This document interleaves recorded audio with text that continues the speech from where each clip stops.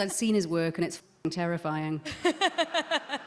However, being in it was extraordinary. It was, and really I wanted to do it so much because I wanted to work with Nick. He's a fine filmmaker, really wonderful to work with. The experience of filming it was quite buoyant.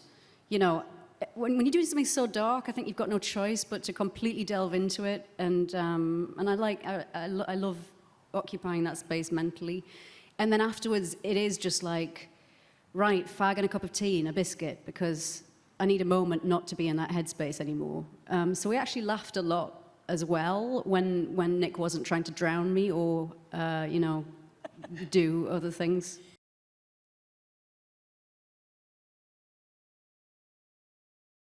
Being in a movie that has dramatic stakes is already sort of disturbing and weird. Being in a horror movie with those stakes was a new kind of disturbing that I really enjoyed being in, even if I would be too terrified as an audience member to witness it. I had a similar experience in ADR. You know, I hadn't seen you in a while, and it was the first time I was seeing clips of the movie, and Nick was in LA on, you know, my headphones, and I was kind of like, cool brain, Nick. Wow, you okay? It's just the most disturbing thing I've ever seen. I play Nina. She's 5 months pregnant with Peter's baby.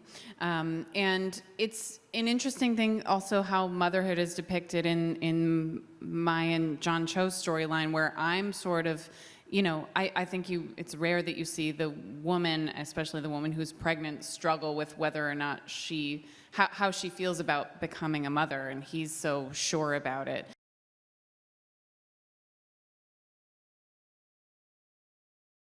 The thing that fascinates me about this character and about the storyline is the mythology that evil knows no boundaries, and that it infects people on all different levels in all different ways, and there's not that much you can really do to protect yourself except keep on moving forward.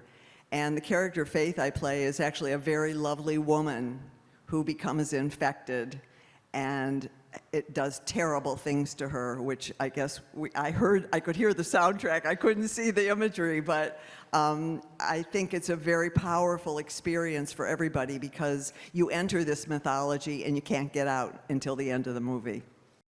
The sweat, your heart rate, all the elements of adrenaline, the fear, fight or flight aspect of our lives comes into full play, even though you're pretending, you're not pretending. So it's a very exciting process in that way.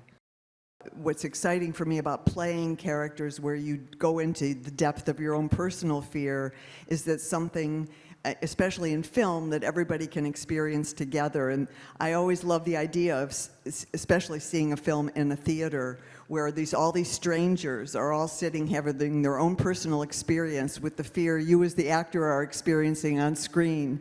And everybody, there's that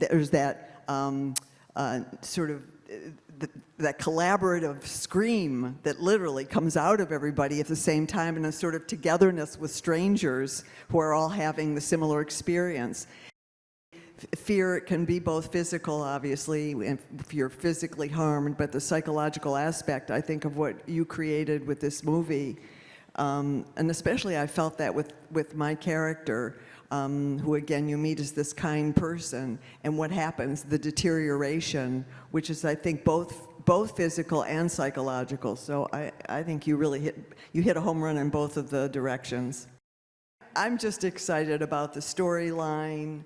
I'm excited to have Nick's work be seen. I have to say this, I told him I think he's the Salvador Dali of filmmaking, because he takes familiar imagery, and in this case a lot of female familiar imagery, and turns it on its head and makes it into different, he juxtaposes it in a way that makes you feel something new and different. So I think people are going to expect something particular, and they're going to get something even more exceptional than what they're expecting with this film.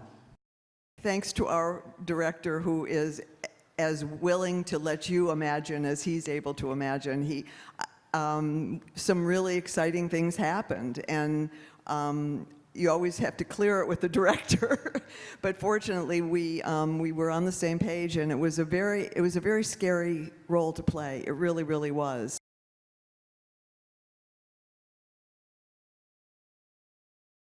The cool thing about all the Grudge movies is that every movie is like a tapestry of all these different families' stories all surrounding this curse.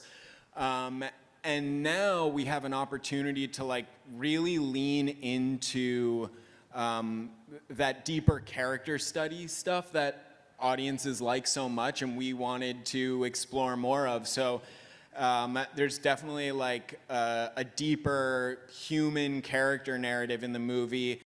This isn't a remake or a reboot in the traditional sense of the word, in that we're not like rehashing the same stories that you've seen before, but it was about finding those key elements that are just how the Grudge expresses itself. As Sam was saying before, so much of this movie is about the fact that this can happen anywhere and it happens everywhere, and this thing can spread like wildfire.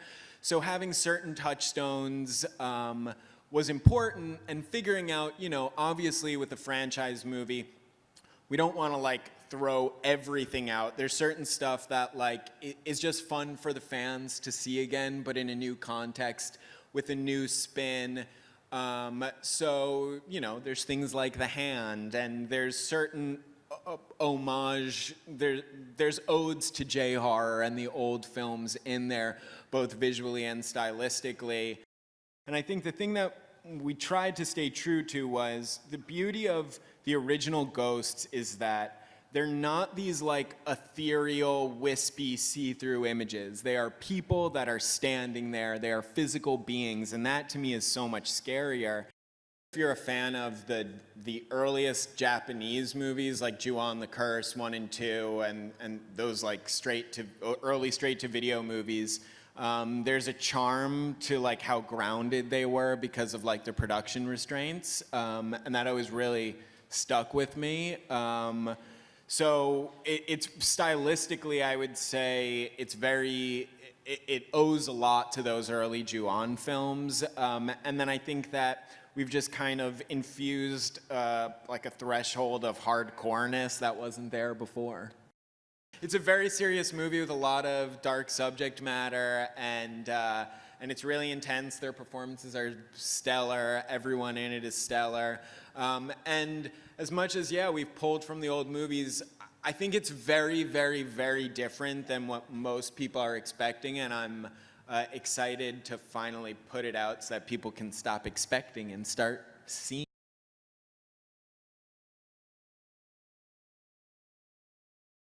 I think every culture believes that when somebody dies, usually somebody quite angry, there's some kind of energy left over. And that's the basis of our mythology, is that when someone dies in the grip of a terrible rage, you know, something dark is there and it won't let go. What's really new is, one, the Grudge has emigrated to America. He's really a visionary director, so that's why it's time. Plus, he can now make it with an R rating. He can let this spirit really scare the audience. You know, there's no censors stopping him. He can really show that the Grudge is in the hands of a madman. When you hear these actresses talk about their roles and what they put into them, it makes it very exciting, especially to watch a horror film with actors of this caliber. It really is an elevating thing. So to inject it with new life through great performances and talented visionaries, not just the actors, but the director, somebody that loves the original, I think, but understands you have to destroy the original and move on and recreate it in a brand new way while paying tribute to it and nodding to the audience, but really finding new ground. I think that's what Nicolas did with this film. I'm excited to see if the audience will rise to the challenge, which I think they will, of what Nick and the group here has put together. It's not really laid out like a simple horror film.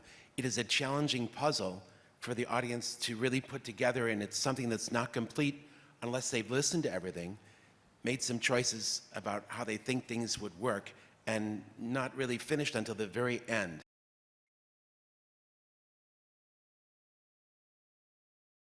Sam had wanted to make an R-rated version of The Grudge for a long time, and this is its incarnation. There's something very gritty and real about the way that Nick's made the film that I think is just going to be utterly terrifying.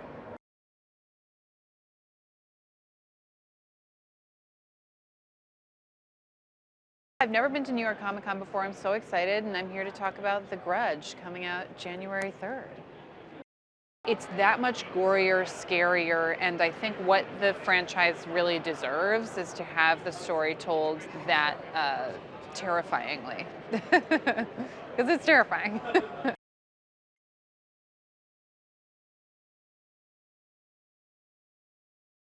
I'm excited to be in Comic-Con. Here we are in New York City, my favorite city in the world, literally. Sam Raimi is one of our masters of horror.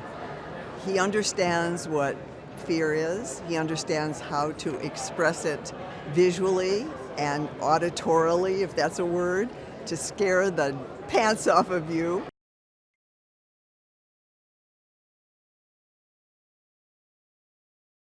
We're here at New York Comic Con. We just did our panel, me, some of the actors, Sam Raimi. We're really excited to bring everyone this R-rated Grudge. I was actually here 6 years ago in the audience watching the panel for Sam's Evil Dead remake, and I was just an audience member dreaming of making movies, and now, years later, here I am, which is super, super cool, and yeah, just very excited to bring this new Grudge to everyone. We have an awesome cast, Lynn Shaye, John Cho, Andrea Riseborough, Frankie Faison, Jacki Weaver, Betty Gilpin, Bill Sadler, Demián Bichir. It's like a big, great cast. It was super important to me just to get great actors in these roles. Like I said before, it's such a character-driven piece that having just great actors bringing all these characters to life just makes the movie that much better and a pleasure for me to get to direct. The R rating afforded us the opportunity to go bigger, louder, gorier with the scares, but also allowed us to be more intense with the subject matter outside of the scares. So, you know, the R rating just kind of gives us the freedom to do not whatever we want, but a wider breadth of possibilities and kind of raise the octane level of the movie.